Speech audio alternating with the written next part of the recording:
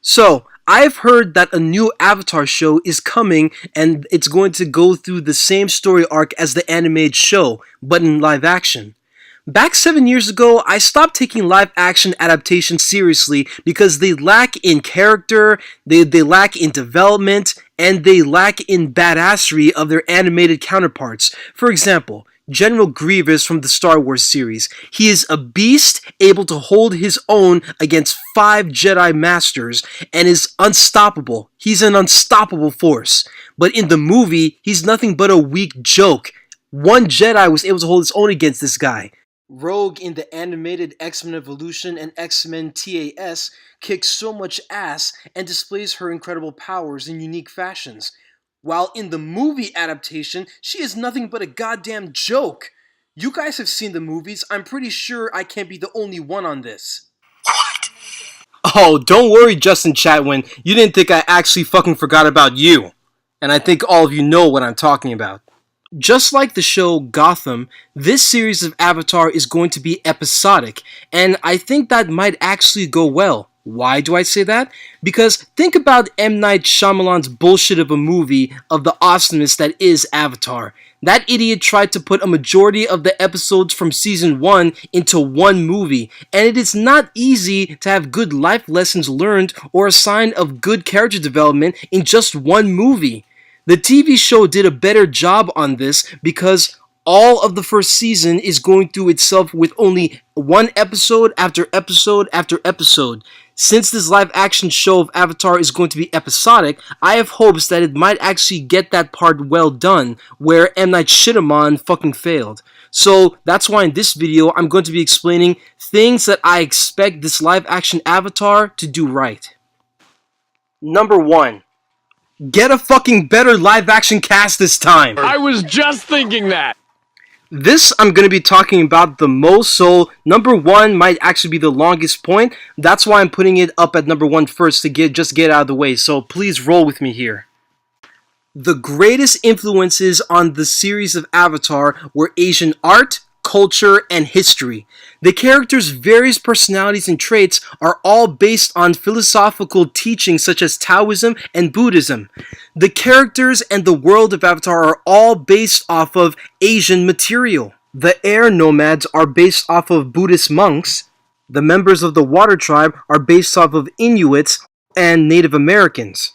The Earth Kingdom is influenced by China with Korean influences. And the Fire Nation is based from Japan.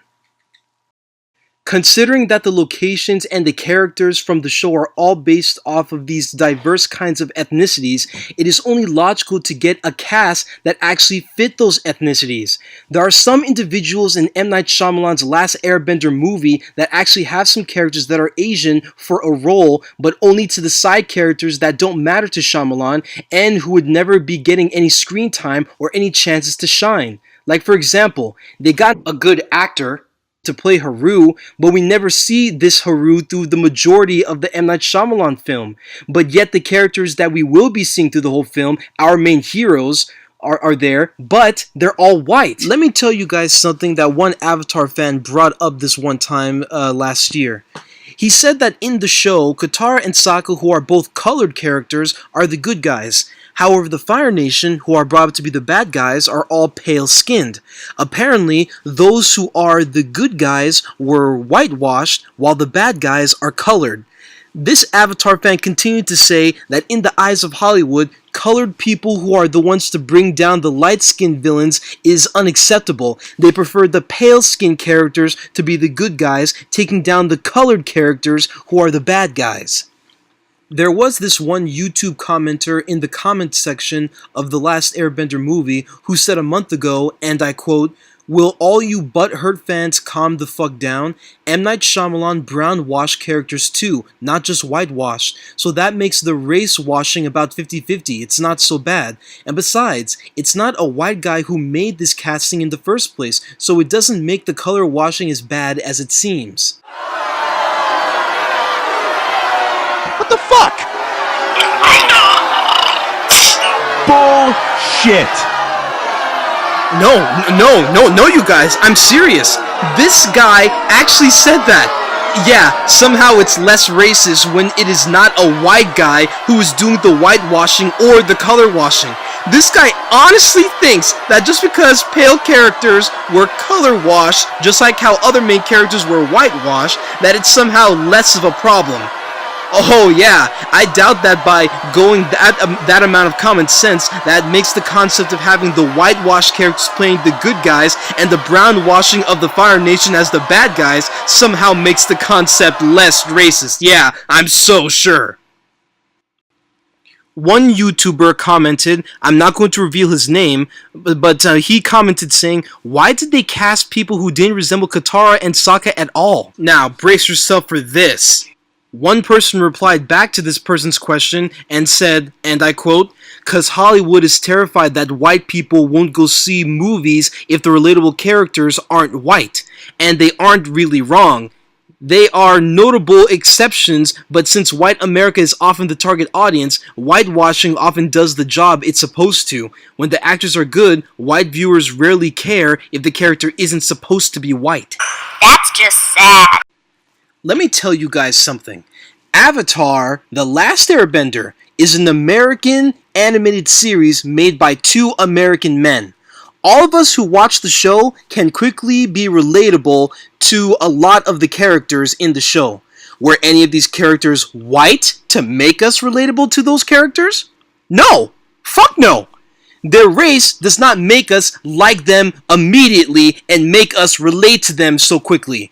It is their personalities and their past origins and their struggles in life that they go through that makes us feel sorry for them, that makes us relate to them, that makes us root for them. And before any of you say that it's that way because it's animated, making it easier for our attention to relate to them so quickly, let me stop your bullshit right there. By saying that, you would be implying that in live action, we would not relate to them as quickly than in the animated adaptation. Whether animated or live action, it is the characters' origins, struggles, and personalities that will make us relate to them in some way. I mean, look at Zuko. You can't tell me that that is Zuko. Everyone could relate to Zuko very quickly, right? Because he wants something in his life and struggles to get it. Many people suggest that if they want to find a good role model in animation, that you should watch The Last Airbender to see Zuko. Is Zuko white to make us relate to him? I don't think so. Look, guys, I am a black kid. Double D from Ed, Edd n Eddy has been my favorite character from that show for 19 years, and he still is my favorite character now to this day. Sometimes what's happened to Double D in the show, I could relate to. I am black, but Double D is white. Do I relate to Double D because of some connection with race? No. I love Peter Parker because I have been in his shoes in school before, as I'm sure that many of you watching this video have been in Peter Parker's shoes before as well. He's white, but I'm black. Do I relate to Peter Parker because of race? No. It is a character situations that they find themselves in life that makes us, the audience, relate to those characters. Race should not play a factor. Now, look at these two characters. On the left is Virgil Hawkins, and on the right is Cole McGrath. Both these guys have electrical superpowers, but which one do I like better? Like I said before, I am a black kid, but the one that I love the most is Cole McGrath. I just love Cole McGrath better because I could relate to his situation more. Cole sometimes wishes that he never got his electrical powers in the first place because he still feels like he's an errand boy to people, going places when people tell him and doing things what people tell him. And before he even got his powers, he still had that kind of situation when doing a job as a bike courier, delivering packages whenever people tell him, and doing packaging stuff of what people tell him. Delivering packages to people he doesn't even know. He is given powers in order to stop a monster that's coming to destroy life. This life of fighting with his electrical powers is a life he never even wanted, and it feels like he never even had the choice to select the life that he wanted for himself. Because of Cole's situation like that, I could relate to him more.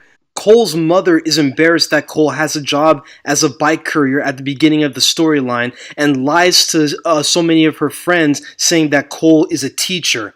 So believe me when I say this to you guys that I can relate to Cole being given a life that he never even wanted. Like, for me, for example, about 7 years ago, I wasn't sure exactly what kind of career I wanted. But when I came up with a few suggestions of what I could do, some of my parents and some of my guardians completely called me a dumbass and insulted me for thinking about such suggestions and not thinking about a suggestion of being a doctor. The people of my country, they don't care about their child's hobbies, talents, skills, or potential. As soon as a child in my country is born, they immediately expect that child to grow up and expect them to be a doctor, lawyer, or engineer. In my country, if you aren't either of these things, then you are nothing in the eyes of others. So like I said, I can relate to Cole. But for Virgil Hawkins, on the other hand, I don't see any hardships that would actually make me feel sorry for him. He does go a few similar problems to like Peter Parker in the Static Shock show, but I relate to Cole McGrath more because of his situation. So once again, race should not be a factor of how a character can immediately make us relate to them and actually root for them. I remember some YouTuber commenting in the comment section saying, and I quote, "Fuck that monkey looking nigger Jon Stewart. Hal Jordan looks just like me, so that makes him my favorite Green Lantern." This commenter who said that is really pathetic, liking Hal Jordan for no other reason besides the fact that Hal Jordan is white just like he is. So, which Green Lantern do I like better? Me? I like Jon Stewart better. Why? Not because he's black like me. No way. Ever since I was 10 years old, I like Jon Stewart better as a Green Lantern. Why? Because he takes his role as Green Lantern more seriously, and he does not have an ego. Hal Jordan, on the other hand, hardly thinks before he acts sometimes, and has a huge ego, and is overconfident because of the power he possesses as a Green Lantern. A personality like that makes someone like him immediately dislikable. So whatever whitewashing game that Hollywood is fucking playing right now, someone needs to kick them in the balls and actually get their shit straight right now. Like I said, race should not... I get it! So this is what I'm pretty much expecting to show up in Netflix's Avatar show. I expect there to be a good, appropriate cast this time with better acting. Considering that this is being on Netflix, I assume that this show is going to be episodic. So with it being episodic, the actors and the directors should have plenty of progression to tell the Avatar story in a more consistent manner. So, no white actors playing these roles, no white guy who thinks he needs to get a tan to play the role of Sokka, no actors that don't resemble the characters at all. I just expect actors who could actually blend in with the original characters of the show itself.